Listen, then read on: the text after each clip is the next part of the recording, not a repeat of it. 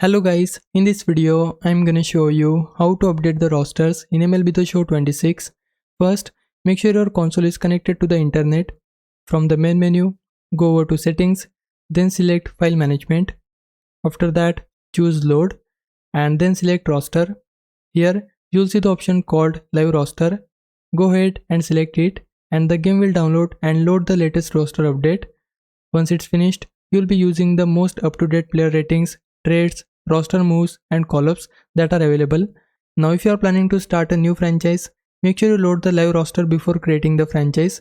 When you start your franchise, choose the currently active roster option so the mode uses the updated roster you just downloaded.